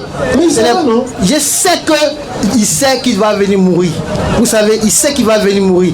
Maintenant, quand tu es en face de la réalité là, quand tu es en face de la réalité et qu'il s'approche, il a même dit dans un passage, si Père, tu pouvais éloigner cette coupe de moi, mais tout compte fait que ce ne sera pas ma volonté, mais que ta volonté qui s'accomplisse. Stop, là, je veux savoir, quand il dit ça là, lis mon frère. Matthieu 26, verset 39. Il y a une question qui a sorti dedans, que tu n'as pas entendu depuis que tu es chrétien. Vas-y. Oui. Ayant fait quelques pas en avant, il se jeta sur sa face et pria ainsi. Mon Père, s'il est impossible que cette coupe s'éloigne de moi, toutefois, non pas ce que je veux, mais ce que tu veux. Est-ce que quand Jésus dit ça, écoute bien la question, quand Jésus fait cette phrase là, est-ce qu'il connaît le résultat de Dieu? Bien sûr. C'est sûr. Oui, bien sûr. Quand il dit Père, s'il est possible que cette mort s'éloigne de moi, cette coupe s'éloigne de moi, non pas comme je veux, mais comme tu veux, est-ce qu'il connaissait la volonté du Père en ce moment? Oui. Quelle était la volonté du Père? Dès qu'il meurt. Tu es sûr? Oui. Dans ce cas, continuez la lecture.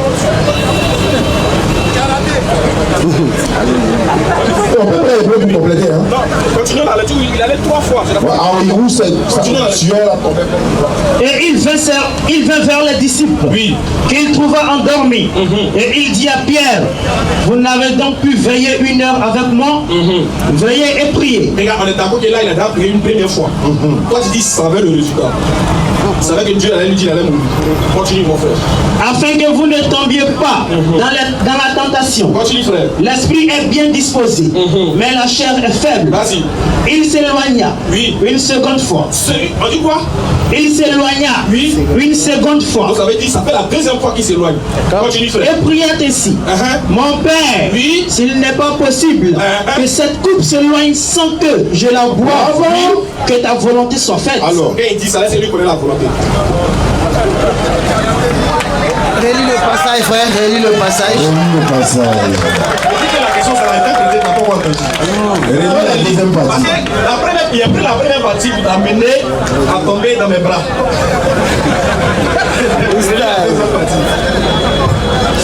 Il s'éloigna une seconde fois. Il a fini de prier une première fois. Toi, tu dis qu'en fonction de la première prière, il savait déjà, il connaissait déjà le résultat. Or, on te dit, après, il allait une seconde fois encore. Vas-y. Et priait ainsi. Et il commence à prier encore. Mon Père. Mon Père. S'il n'est pas possible. Là, il a changé le discours. Parce qu'il a vu que la première prière n'a pas eu de réponse. Donc, il revient, il dit, Joe, reviens. S'il disait que ça va vas-y. Mon Père, s'il n'est pas possible, que cette coupe s'éloigne sans que je la boive, et que ta volonté soit faite. Ta volonté soit faite. Est-ce que là qu'il dit, il connaît la volonté de Dieu? Voilà. vous voyez, qu'elle a dit sans que la coupe, je ne la boive. Parce que si il est possible que cette volonté s'accomplisse sans qu'il ne boive cette coupe là, c'était quoi? C'était la mort. Voilà. Donc, ça dit, il est en train de dire... Est-ce qu'il savait? Non. Honnêtement, ça veut dire que si on veut regarder la crucifixion de Jésus-Christ, puisque vous ne croyez pas qu'il est crucifié. Bon, nous dans la Bible, on dit que la Bible dit que Jésus a été crucifié. Ça veut dire que, quel que soit. Est-ce que dans ce texte, frère, oui. là, je suis obligé d'insister. Est-ce que dans ce texte-là, Jésus connaissait la volonté de Dieu? Après avoir dit ça, est-ce qu'il connaissait? Il connaissait la volonté de Dieu parce qu'il est resté figé là, où tous les disciples étaient comme nous. Il connaît la volonté de Dieu. Et puis réponds les là, tu n'entends pas les mots qu'il dit. Réponds. Bon, il s'éloigna une seconde fois. Mais quand tu as déjà dit que la première fois il savait, si tu sais déjà que Dieu, tu connais déjà le résultat, pourquoi tu vas une seconde fois? Et puis tu vas encore une seconde fois, tu dis quoi encore? Continue. C'est pas encore fini, hein? Continue. Il s'éloigna une seconde fois et pria ainsi. Oui. Mon Père, s'il n'est pas possible que cette coupe s'éloigne sans que je la boive, que ta volonté soit faite. Ça fait deux. Est-ce que là, il connaît toujours la volonté de Dieu? Tu dis oui, c'est pas grave. Continue encore. Il revint. Oui. Et les trouva encore endormis, car les yeux étaient apaisantis. Oui. Il les quitta et s'éloignant. Oui. Il pria pour la troisième fois. Troisième fois encore. Répétons les mêmes paroles. Champion. Aussi. Ça dit que dans le passage, c'est une limite. Bon, c'est une. Bon, attends. Rien changer, attends. Regarde, ça va rien changer à ta foi. Il ne connaissait pas la volonté de Dieu. Vous voyez ce langage que Jésus a utilisé, il va être simple avec vous. Jésus voulait démontrer par ce langage qu'il a utilisé en disant que Père, si tu pourrais éloigner cette coupe de moi. Et, en fait, c'est quoi? Il veut faire savoir aux hommes qu'il est un envoyé, mais il n'est pas Dieu. Puisque à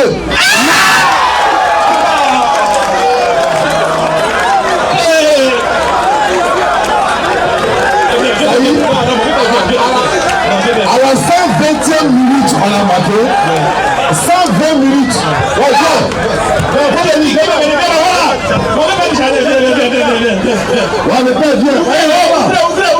À la 120e minute, on a marqué. Attendez. Non, c'est renfort. Je vais... Ok, ça va. Il essaie que tes souvenirs, voilà. Excuse-moi. Viens. Voilà, lui. Tu dis quoi? Oui, effectivement, ça a été une erreur. Je dirais que certainement c'est une erreur de sa part. Ou il n'a pas la connaissance, je dirais bien, profonde de la Bible. Mais c'est notre invité. Voilà, c'est que si tu peux le soutenir un peu, mais c'est l'invité principal. Voilà. Donc, Jésus est bel et bien Dieu. C'est lui qui vous a créé, c'est lui qui m'a créé. Ça, il faut que je vous le dise. Ça, ça vous fait l'objet d'une ignorance trop longtemps. C'est pas vous ne savez pas. Vous lisez les choses de manière charnelle, physique. La Bible là, elle est spirituelle. C'est quand tu es spirituel là, tu vas comprendre ça. Mais vous lisez ça charnellement. Et c'est grave. Il faut nous expliquer en quoi il est Dieu. Alors, Jésus est Dieu. Prenons, comment dirais-je? Comment dire? On dit, non attends, on dit, au commencement était la parole. Et la parole est devenue Dieu. Le Père qu'on dit, au commencement était la parole est devenue Dieu. Comment tu expliques ça? Et la parole était Dieu. Comment tu expliques ça? Non, pas rien, faut nous expliquer. Comment tu comprends pas ça? Je vais t'expliquer ça. Comment tu comprends pas ça? Le temps commence à faire des choses. Ouais, en fait, on va mettre juste ouais, et je vous rappelle que le doyen là, on se connaît depuis longtemps au jardin. Donc ça là, c'est vieux. Voilà. Bah, je suis content de les avoir même. C'est un ancien qui est là. Je vais les passer et puis. ils sont lancés jeudi prochain là. Mais il n'y a pas de problème. Le jeudi, il vient très tôt. Excusez-moi. Là, lui, il disait que quand Jésus, on va revenir sur le même verset. Il n'y a pas de problème. Jésus, il dit que Jésus savait pourquoi il venait sur la terre. Oui. Dieu l'avait envoyé pour venir mourir pour nos péchés. Maintenant, moi, je lui ai posé la question. Pourquoi Jésus, connaissant l'objet de son envoi, sachant bien qu'il est venu pour mourir pour nos péchés, pourquoi arriver sur terre, le moment fatidique, il pleure, il dit qu'il ne veut pas mourir. Alors que dans ses propos, quand il faisait ses propos là, il dit Père, s'il n'est pas possible que cette coupe là se passe, que ta volonté soit faite. En ce instant précis, quand Jésus dit que ta volonté soit faite, il ne connaît pas la volonté de Dieu. Il connaît la volonté de Dieu, il est Dieu. Tu viens de te dire qu'il est Dieu, non? Pourquoi tu me dis qu'il ne connaît pas la volonté de Dieu? Ce que vous ne savez pas là, c'est que le Jésus dont il est question là, ce monsieur il est en même temps homme, il est en même temps Dieu. Il y a des moments où quand il parle, il faut le comprendre qu'il est dans la posture de l'homme. Il y a des moments où quand il parle, il est dans la posture de Dieu. Mais vous confondez tout. C'est ce que vous ne connaissez pas. Oui, dans cette posture là, où il a demandé. Dans tous les cas, il est en Dieu. Et étant Dieu, quand il parle comme un homme, il faut comprendre qu'il est avec un homme. Mais cela n'empêche qu'il est étant Dieu, c'est tout. Parce qu'il est Dieu d'abord pas. Il a deux portions. La portion divine et la portion humaine. Voilà. Je suis d'accord. Je vous l'accorde. Maintenant, quand il dit, Père, s'il est possible, non pas comme je veux, mais comme toi tu veux, non. Il est dans quelle portion là? Mais là, il parle en lui-même son esprit qui est parfait en lui. Là, ça ne va pas comprendre. J'ai dit, il est dans quelle portion? Oui, là, il est. C'est vrai, là, il a parlé en tant que. Il est dans la portion humaine. Mais au-delà de ça, il faut comprendre qu'il sait ce qui va se produire. Il sait tout. Il n'y a pas de problème. Voilà. Là, pendant qu'il est en train de parler à Dieu, qui dit, bon, pendant qu'il est en train de se parler à lui-même là. Oui. Voilà, c'est lui, il est Dieu. Pendant qu'il est en train de se parler à lui-même là, il est dans la portion humaine. Il n'y a pas de problème. C'est clair, c'est clair. D'accord. La portion humaine là, elle parle avec la portion divine ou bien elle est dissociée de la portion divine? La portion humaine, dans tous les cas, toi et moi, quelle que soit nos portions divines que nous aurons, ça dit, c'est le degré. Attends, laisse-moi t'expliquer. Parce que le degré, c'est très délicat. J'ai donc besoin d'expliquer cela pour que, effectivement, le public comprenne. Vous comprenez? On vous dit que Jésus, là, il est Dieu parce qu'il est né et même il a vécu parfait. Toi, tu es parfait? Non. Même le senti que le Coran, je ne connais pas bien le Coran, mais le Coran, même le Coran, c'est sa perfection. Oui. Alors, mais sur cette terre-là, dans cette terre, qui peut passer cette terre sans pouvoir pécher? Même maintenant, tu viens, tu tombes. Ça, vous devez comprendre que le fait qu'il est passé, il a vécu, il a survécu, il est allé jusqu'à être ressuscité. Mais demande à vous, quel homme, même s'il était homme, demande toi, tu as une fois vu quelqu'un qui est mort, qui est revenu? Oui. Il y a qui? Élie. Élie. Pardon, Élisée, c'est Zo, même lui, il est mort, non. C'est Zo ont ressuscité quelqu'un. Oh, écoutez, non, je ne parle pas, non, ne soyez pas dans l'aveuglement. Ne soyez pas dans l'aveuglement. Les eaux ont ressuscité quelqu'un, c'est différent de lui-même qui est ressuscité. Non, j'ai dit c'est eaux ont ressuscité. Non. Est-ce que quelqu'un n'est pas ressuscité? Oh, non, même si quelqu'un est ressuscité, c'est différent de lui-même qui est mort, qui est revenu. C'est de ça que je parle. Pourquoi tu veux faire, comment dire, des amalgames? Faut pas faire des amalgames, mon ami. Oui, je sais. Alors, ne fais pas des amalgames. Je vais dire qu'il y a des prophètes qui ont ressuscité des morts. Avant Jésus et après Jésus. Il n'y a pas de problème, bien sûr, on ressuscite les morts, mais je parle de la personne lui-même qui est mort, qui a été enterrée et qui soit ressuscité. Qui? Je veux savoir. Ouais. Moi, je suis d'accord que vous dites que Jésus soit mort. Oui. Hein? Mais dans la Bible, on dit qu'il a ressuscité. Voilà. Quand tu dis qu'il s'est ressuscité. Dans la Bible. Mais comme il est Dieu, c'est lui-même qui s'est ressuscité. Qu'est-ce que vous voulez comprendre? Vous avez dit qu'il est Dieu, mais attends, vous avez un problème, hein? Je dis que vous avez un problème. Je vous dis au préalable qu'il est Dieu. Donc c'est lui-même qui s'est ressuscité. Vous avez un problème. En ce moment, quand tu dis c'est lui-même qui est Dieu là. C'est un mystère pour vous. C'est trop fort pour vous, ne pouvez pas comprendre ça. On va décoder le mystère. Oh non. Pendant que vous dites c'est lui-même. Moi j'ai pitié pour vous, laissez-moi, pardon, je vous en prie, il faut que je vous le dise. Parce qu'il faut que réellement vous demandez la volonté, la grâce de Dieu pour qu'il vous révèle ces dans les choses là. Là que vous serez confiné dans cette façon de voir les choses, mais si vous êtes, même vous êtes dans l'obscurantisme. En fait, nous on veut comprendre. Hein. Vous êtes dans l'obscurantisme, vous n'allez jamais rien comprendre. Attends, on va parler. Attends, il va parler. Il faut que je vous le dise. Maintenant, vous disiez tout à l'heure qu'il est Dieu, mais en même temps il est ressuscité. Pourtant, la Bible dit que Dieu lui-même. Après, tu as dit non, c'est sa nature humaine. Pendant que tu dis il est Dieu là, tu ne fais pas de différence. Quand on dit est-ce que Jésus est Dieu, vous confirmez l'évangile là, oui, il est Dieu. Vous ne dites pas non, non, non, hein, c'est une partie qui est Dieu. Vous ne dites pas ça. Est-ce que Jésus est Dieu? Oui. Mais est-ce que Dieu meurt? Non, c'est sa partie humaine qui est morte. Mais voilà que ça au départ, qu'il n'est pas 100% Dieu. C'est-à-dire que la partie qui est Dieu là, la partie de Dieu là ne meurt pas, non? C'est la partie humaine qui meurt. J'ai un dictionnaire ici, on va chercher à savoir quel veut dire mourir. Mourir. Hein? Mais quel veut dire? J'ai un dictionnaire, non. J'ai un dictionnaire. Mourir là, c'est quand tu allais là, mais tu reviens même plus là même. C'est ça qui est mourir là. Non. Vous ne savez pas. Le vrai nom mourir là, c'est ça, hein? Oui, attends, mourir. C'est quand tu es mort là, tu ne reviens plus là. On dit tu es mort. Voilà pourquoi on dit Jésus n'est pas mort. D'accord, il n'y a pas de souci. Allez chercher ça, c'est encyclopédie. C'est là. Pourquoi que mourir là, ça veut dire c'est quand tu es mort. Non. Est-ce qu'on peut s'écouter? Oui, pardon. Excusez-moi, on peut s'écouter au moins. Ouais, regarde. Faites attention. Vous dites que mourir là, c'est-à-dire que c'est la séparation de l'âme du corps. Tu es parti, tu ne reviens plus. C'est fini. Il n'y a pas de souci. Il n'y a pas de souci. Donc quand tu vas pendant 2 jours, tu n'es pas mort. Hein? Tu as entendu, donc. Oh, écoutez, reste tranquille. Tu as entendu, donc. Reste tranquille. Quand tu vas pendant 2 jours, le premier jour, tu n'es plus venu. Deuxième jour, tu n'es pas venu. Tu n'es pas venu, tu n'es pas mort. Reste tranquille, je vais te répondre. Je suis tranquille, réponds-moi de quoi. Jésus n'est pas mort parce qu'il a été resté. Laisse tranquille. Reste tranquille. Toi, tu penses pouvoir me piéger, mais moi, il va te piéger. Là, tu n'as rien compris. Parce que c'est ça qui est la vérité. Oh, le piège dans lequel tu m'envoies là. Le piège dans lequel tu m'envoies là. Au contraire, c'est toi qui pédales en arrière. Moi, je pédale pas en arrière. Moi, je vais devant. Hein. Non, il pose question. Nous-mêmes, on pédale ensemble. Non, on pédale même pas ensemble. Quelqu'un qui est tombé au-dessus là. Oui. Il est mort aujourd'hui. Le lendemain, il n'est pas revenu. Ouais. Il était mort toujours. Ouais. Bon, il n'a pas dit qu'il était mort. Le lendemain, il n'est pas venu. 2 jours après, il n'est pas venu. Je vous demande, est-ce qu'il est mort ou il n'est pas mort là, pendant ces 2 jours? Mais je vous ai dit tout de suite que on dit Jésus n'est pas mort. C'est pas non. Mais il faut d'abord partir. Non, attendez. Non. C'est une question qui est intelligible. Je dirais même que c'est une question qui est intelligible.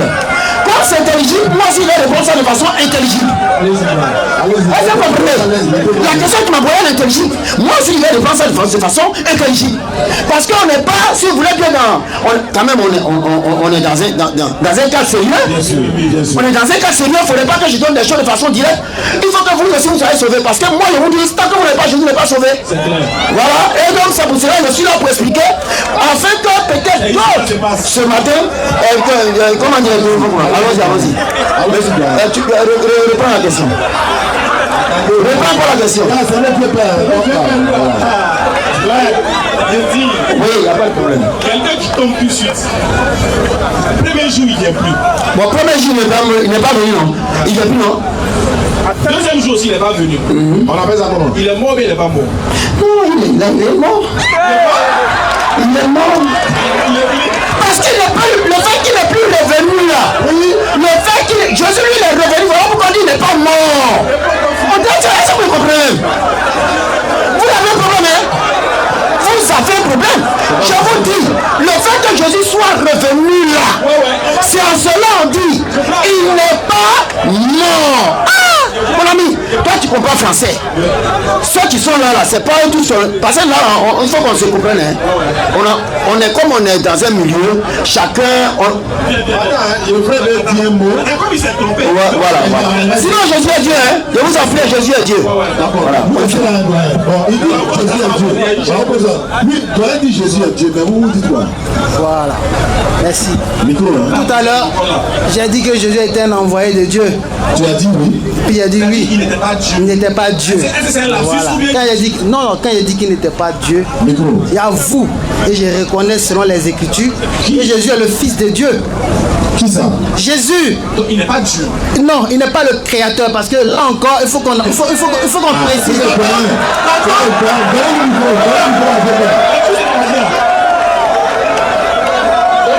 Oui, Jésus n'est pas créateur. Et puis Dieu préfère Attends, Aziz, Ismaël Aga. Oui, allons-y. Ismaël Aga. Attendez, on va écouter votre invité. Mais je sais que nous sommes dans. C'est sa foi. Non, Jésus n'est pas le créateur. Je sais que nous sommes dans votre arène, mais de grâce, ne nous prenez pas un chou gras comme ça. Voilà, que je suis en train de parler au moins entrecoupé, vous voyez, voilà. Moi, j'ai voulu dire tout simplement, je vais reconnaître ce que la Bible dit. Vous savez, mon papa auprès de moi, il reconnaît que Jésus-Christ est le Fils de Dieu. Jésus-Christ est Dieu. Mais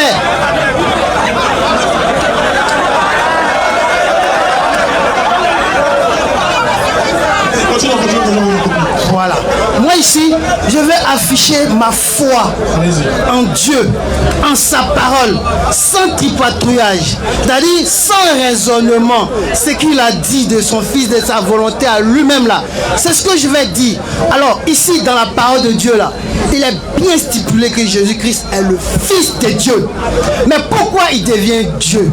D'abord, être Dieu là, c'est pas un scandale, parce que moi-même Dieu m'appelle Dieu. Dans Somme 82, tu vois ça?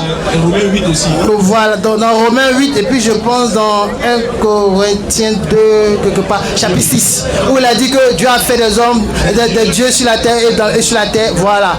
Et qu'il existe réellement plusieurs dieux et plusieurs seigneurs. Vous voyez?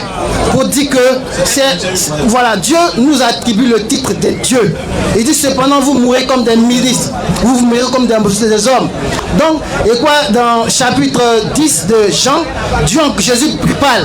Il dit que n'est-il pas écrit dans votre loi? Et j'ai dit, vous êtes des dieux, vous êtes tous des fils du Dieu très haut. Et si la parole de Dieu ne peut être anéantie, et que ceux à qui Dieu a appelé Dieu, hein, Dieu a s'adressé à un peuple et qu'il a appelé Dieu, pourquoi dites-vous que je blasphème quand je dis que je suis le Fils de Dieu?